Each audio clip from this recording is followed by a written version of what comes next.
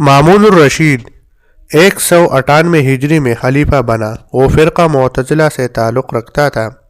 اس نے سب سے پہلے اپنی عقائد جبراً مسلمانوں پر ٹھوسنے کی کوشش کی۔ مشہور مسئلہ خلق قرآن اسی کی دور کی پیداوار ہے۔ وہ اس مسئلہ میں خاصا متشدد تھا۔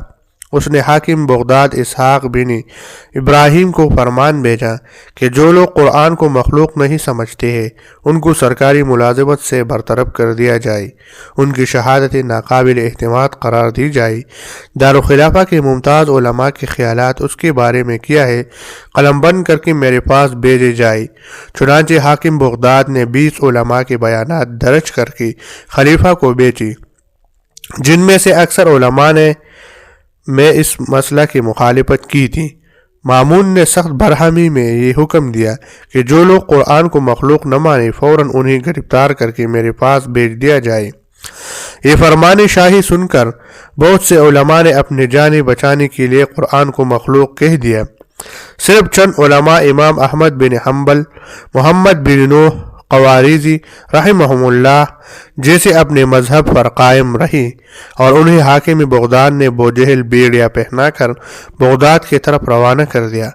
مامون کو جب ان کی روانگی کا علم ہوا تو یکدم جوش و غضب سے اٹھا، اپنے تلوار ہوا میں لہرا کر قسم کھا کر کہنے لگا، میں ان لوگوں کو قتل کیے بغیر نہ چھوڑوں گا۔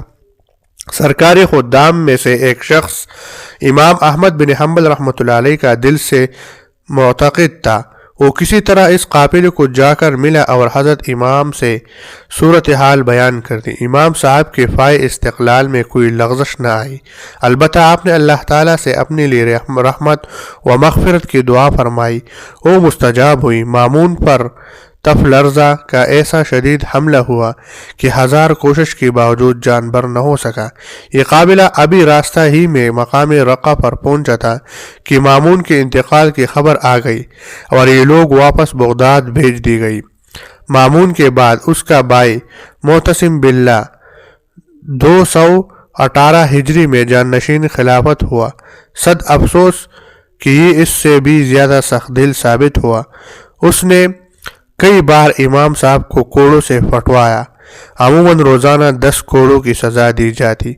اس سے بعض دفعہ امام صاحب بے ہوش ہو جاتی۔